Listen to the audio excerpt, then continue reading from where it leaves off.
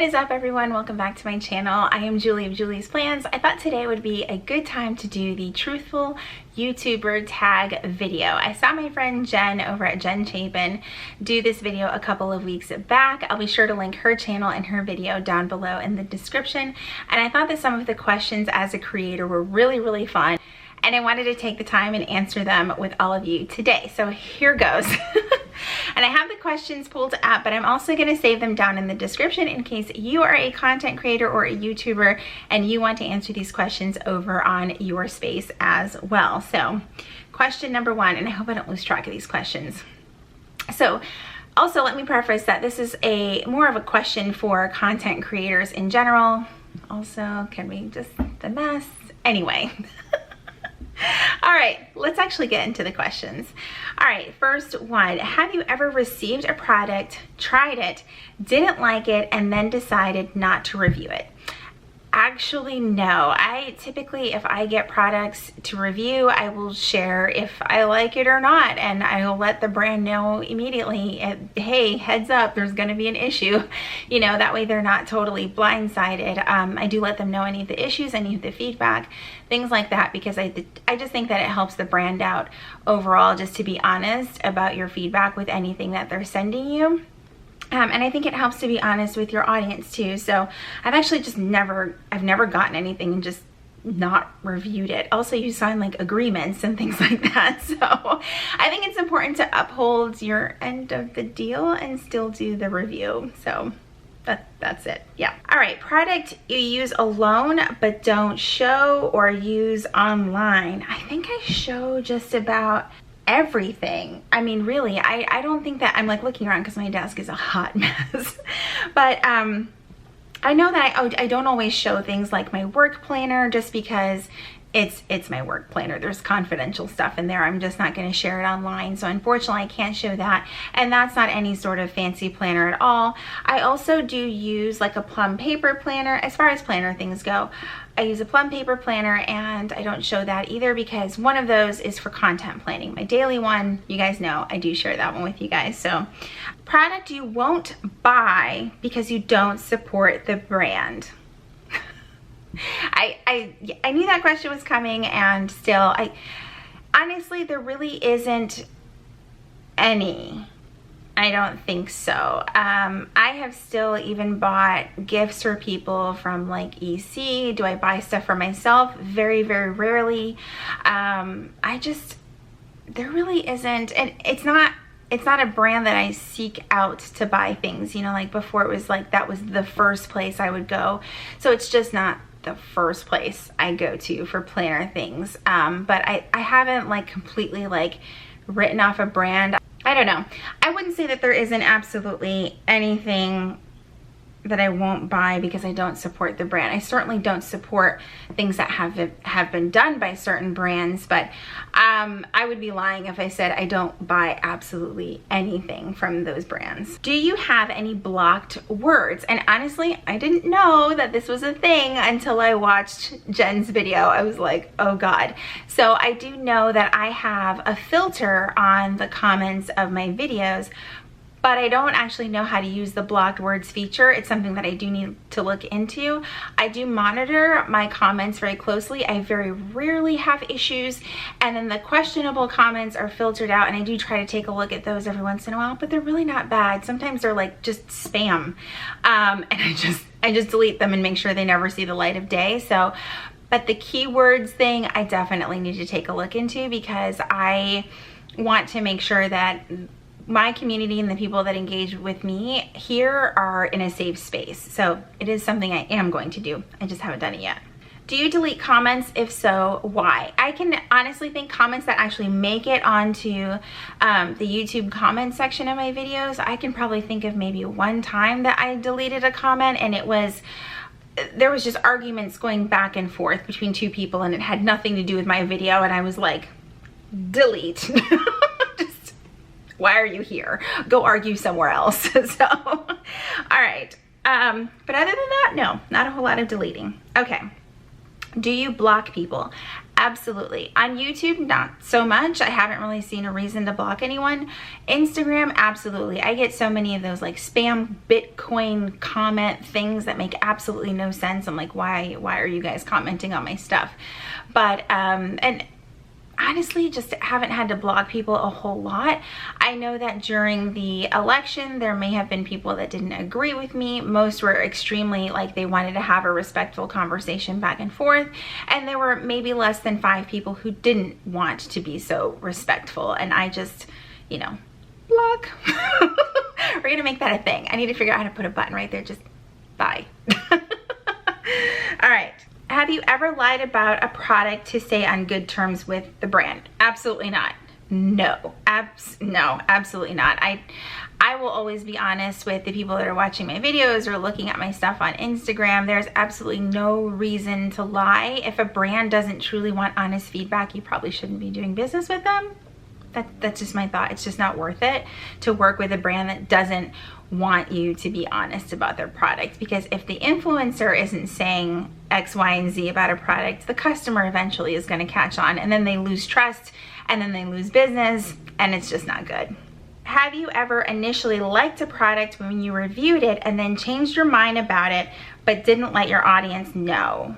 No. I usually try to keep track of like updating people on how I like things, or if I forget to, someone will normally like DM me or shoot me an email and say, hey, are you still using X, Y, and Z? Or like, for example, someone recently asked me about the Kenneth Cole backpack that I use that I found through Sam over at Happily Housewife, and they were like, hey, I know that you bought it.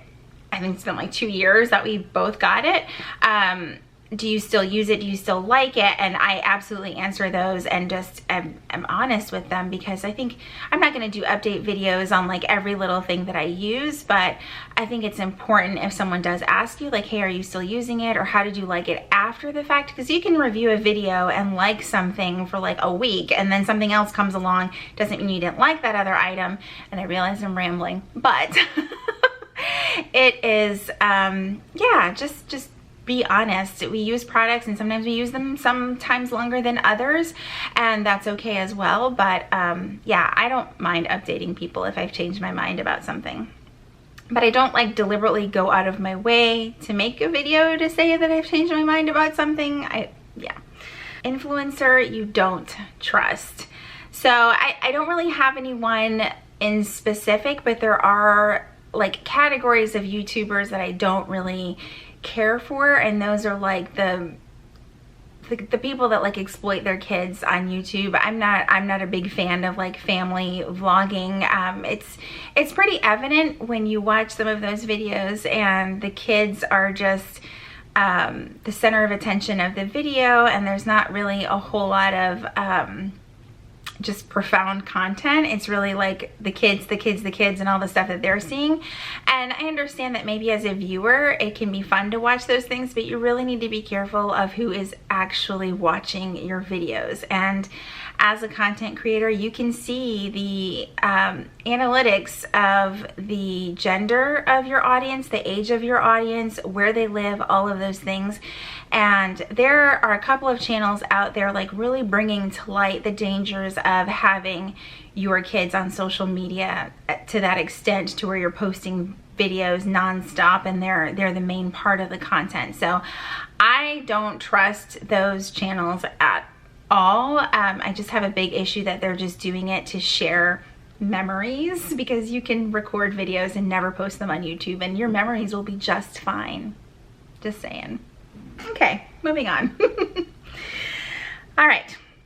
Influencer you trust the most. Oh, this is tough, but there are 2 that I watch regularly, and I think it's because we have the same like thoughts about a lot of things, and we're kind of in the same-ish seasons of life, and those are both Sam over at Happily Housewife and of course Jen over at her channel, Jen Chapin. I adore them both. I feel like they are both honest and just very real, and I love that we kind of have similar lifestyles in the way that we're working moms. Obviously my kids are much older, but we just have very similar mindsets, and all 3 of us have never met, which is kind of funny, but Hopefully one day we will, but they are definitely a few that I trust. There's a ton more, but they are the ones that I kind of relate to the most, and then others that I watch, I obviously watch because they're friends of mine. So, and Sam and Jen are friends of mine too, but I really feel like I trust their opinions about things, and even if, you know, I had a difficult time about a pan, the Always pan, that I think I bought because Jen convinced me that I needed this pan because I watched about 100 of her cooking videos and she was using it, and I hated my purchasing process. Yeah, she let me whine to her, and that was great. What are some of the behind the scenes facts that you don't share? I think a lot of it comes down to how much time it takes to create content, and everyone has a different process. I like, for instance, right now I'm not really loving the rhythm that I have, that I'm creating content, and there's a lot of work, and I am at a place where I'm a very small channel, hopefully, you know, not for forever, hopefully it continues to grow, but I don't have anyone to edit my videos. I don't have anyone to do my thumbnails, do my graphics, to, you know, help me with Instagram content or blog content or things like that. I am literally a one-woman show.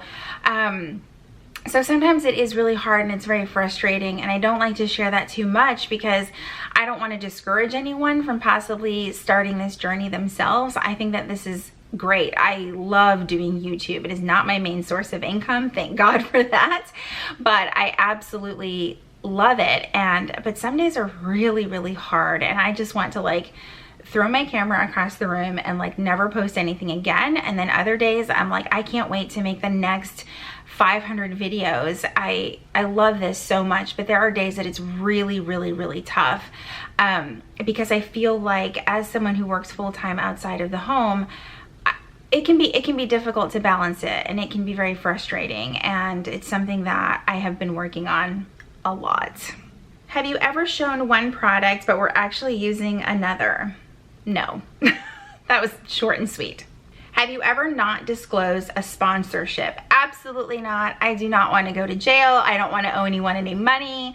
I have, you know, consulted a lot of friends who have been doing this for a very, very long time, much longer than me, and there are some hard and fast rules about this. You really need to disclose when your content is sponsored. I don't do very many sponsored videos on YouTube at all, probably less than 5 for a whole year. It is something that I obviously want to do more of, but I haven't kind of sought out quite as many opportunities. I hope to in the future, but if I do, it will always be disclosed. YouTube has a button for you to disclose it. When you post content on Instagram, there's a way for you to disclose it. And I just think that you always should. I try to like casually mention if something was given to me or something was gifted to me, or hey, this is sponsored. Like recently I had an air fryer in a video, and that was definitely sponsored by that company, but that's probably like the only one I've had in months. It's kind of sad. Have you ever had a bad interaction with a brand? Yes, and it was actually quite recently. So the two that I've actually had are, one, a very major company that I collaborated with last year has yet to pay me. I would consider that a bad interaction.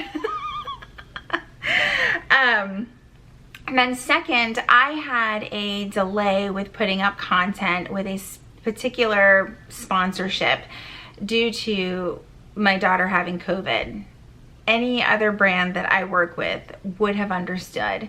And this brand, we communicated back and forth. Everything was crystal clear. I, explained to them how when I film my vlogs, they don't go up until a week later. And then when the vlog went up, I got an email that said, hey, since we were late, we're just gonna pay you half. And I was like, I'm sorry, no. Absolutely not. We went back and forth about 5 emails, and it resulted in them paying me in full, which, anyway, it was not pleasant. It was like the first time that I had to go back and forth with a brand, and I'm glad that I stuck up for myself. I really am, because I was like, at the end of the day, you got what I promised, and there were no new there wasn't a new contract drawn up with anything changed as far as my payment goes. So I stuck to my guns and was like, yeah, you're gonna pay me. So, what is an unpopular opinion you have? I probably have a lot of unpopular opinions, but as far as with like content goes, I am not a I don't like professional photography as much, and I think Sam had mentioned this in one of her lives too, and I was like, yes, I get it. It doesn't feel very genuine. It feels like I don't know. And if you're a creator and you have professional photos done, good for you. You do you. You'll probably never see that from me unless some major sponsorship comes along and wants to send over an entire crew. Fine. But I am not seeking out a photographer to take photos of me in my kitchen or, you know, whatever. It just, to me, that doesn't resonate with authenticity and being genuine. Like, I want to see, you know, a selfie in your kitchen or a picture that your kid took of you casually doing something. I feel like that's way more relatable than, you know, posting like looking like $1 million at 7 a.m. in the morning. Like, it's just not for me. It's not for me. And no. Okay. Things other creators do that get on your nerves. Honestly, there's not a whole lot. There really isn't. I think everyone brings something different to the table, and I think that that's what makes this community so unique and just great. I don't really see anything. The only thing I would say is maybe people like going back to the disclosing of like affiliate links and things like that. I just think that when you post something on Instagram and you're like swipe up and it's very clearly an affiliate link and you don't at least put the word affiliate somewhere in your picture. I think I've done it once or twice by accident, but it was definitely an accident.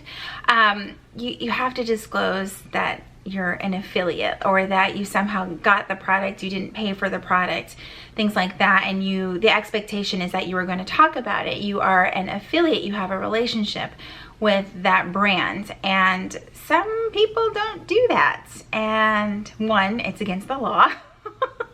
And two, it's just not being very transparent or honest with your audience, and it can give influencers a bad name, and it's just yucky. Like, don't do that, you know? Anyway. But other than that, I don't think that there's anything that really bothers me in such a way. I feel like I learn so much from everyone in this community, and that's why I love it, and that's why I'm still here, because I'm still learning and still growing, and I appreciate all of you so much for coming on this journey with me. All right, so that is everything for the Truthful YouTuber tag. I hope that you guys found this video fun. If you did, please be sure to give it a thumbs up, and if you end up doing this video, let me know so that I can head over to your channel and watch. Thank you guys so much for joining me today, and I will see you in my next video. Bye, everyone.